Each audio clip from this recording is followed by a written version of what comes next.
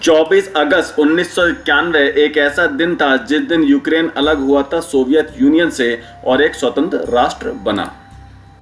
तब से लेके अब तक लगभग 33 साल हो गए और भारत का कोई भी प्रधानमंत्री कभी भी यूक्रेन की यात्रा पर नहीं गया। पर मैं आपको ये सब क्यों बता रहा हूँ? तो मैं आपको ये सब इसीलिए बता रहा हूँ कि भारत के प्रधानमंत्री श्री नरेंद्र मोदी यूक्रेन की यात्रा पर जा सकते हैं अगले 1 महीने के अंदर। ये यात्रा लगभग पक्की हो चुकी है, पर इस यात्रा की तारीख अभी तक फाइनल नहीं हुई है। कहा जा रहा है कि ये 20 अगस्त के आसपास हो सकती है और अगर ये यात्रा 24 अगस्त के दौरान हुई तो आप प्रधानमंत्री मोदी को यूक्रेन के स्वतंत्रता दिवस की कार्यक्रम भी अटेंड करते देख सकते हैं।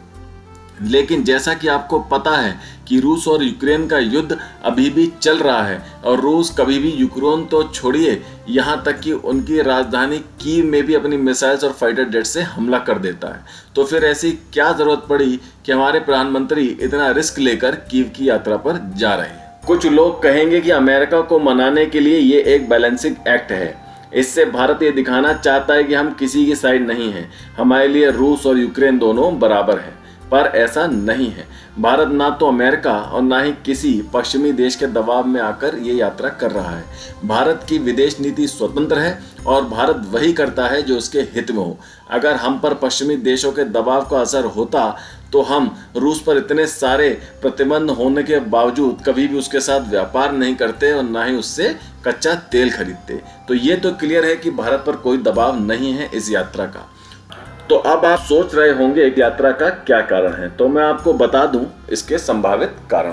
पहला कारण ये हो सकता है कि युद्ध की वजह से यूक्रेन की अर्थव्यवस्था काफी खराब चल रही है और भारत यूक्रेन के साथ कोई व्यापार समझौता कर सकता है जिससे हमारा एक्सपोर्ट बढ़ेगा, हमें मुनाफा होगा और साथ ही साथ यूक्रेन की अर्थव्यवस्था भी पटरी पर लौटने में मदद मिलेगी। दूसरा कारण यह हो सकता है कि अभी रूस के दौरे के दौरान हमारे प्रधानमंत्री ने रूस के राष्ट्रपति पुतिन से काफी देर युद्ध विराम के विषय में चर्चा की और जाहिर सी बात है कि यूक्रेन के राष्ट्रपति जेलेंस्की से भी युद्ध विराम को लेकर अपने आने वाले दौरे में वो चर्चा करेंगे। कोई बड़ी बात नहीं कि मोदी जी का ये दौरा एक नींव का काम करे रूस और यूक्रेन के बीच चल रहे युद्ध को विराम देने के लिए। हो सकता है भारत कोई ऐसा बीच का रास्ता निकाल ले युद्ध रोकने का जो रूस और यूक्रेन दोनों को मान्य हो। और इन सब के अलावा अब चलते हैं सबसे बड़े और सबसे महत्वपूर्ण कारण की तरफ, और वो है भारत को कुछ क्रिटिकल डिफेंस सप्लाईज जो कि यूक्रेन को करनी थी और उसने अभी तक नहीं की है। जैसे यूक्रेन से मिलने वाले गैस टरबाइन इंजन जिनकी वजह से भारत के 2 तलवार क्लास के फ्रिगेट्स जिनका कंस्ट्रक्शन चल रहा है रूस में, वो काफी लंबे समय से अटका पड़ा है। इन 2 फ्रिगेट्स के नाम है तवल और तुशील। भारत चाहता है कि यूक्रेन जल्द से जल्द इन इंजन की सप्लाई को सुनिश्चित करे और इसके अलावा गोवा शिपयार्ड में बन रहे 2 फ्रिगेट्स को भी यही इंजन चाहिए जिनको कि भारत चाहता है यूक्रेन से इंपोर्ट करना। शायद आपने नाम सुना होगा जोरिया माशप्रोकेट, जो कि यूक्रेन की एक कंपनी है जिसका 136 जोरिया टरबाइन प्रोपल्सल सिस्टम लगा हुआ है इंडियन नेवी के 34 वॉरशिप्स में। इन इंजन्स को समय समय पर मेंटेनेंस की जरूरत पड़ती है और इस मेंटेनेंस के लिए जितने भी स्पेयर पार्ट्स यानी कल पुर्जों की जरूरत है वो भारत को चाहिए यूक्रेन से। अब आप सोच रहे होंगे कि भारत अपना खुद का नेवल इंजन क्यों नहीं बनाता, हम क्यों निर्भर हैं इसके लिए यूक्रेन पर।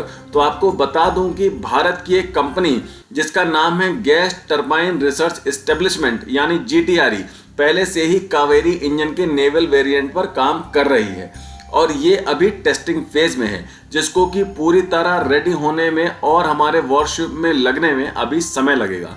तो तब तक फिलहाल हमारे पास दूसरा कोई रास्ता नहीं है।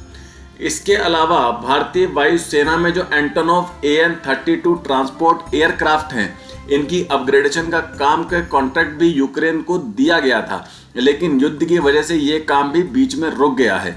भारत चाहता है कि यूक्रेन इनका अपग्रेड करे या फिर भारत को सारे स्पेयर पार्ट और टेक्नोलॉजी दे जिससे कि भारत ये अपग्रेड का काम खुद ही कर ले।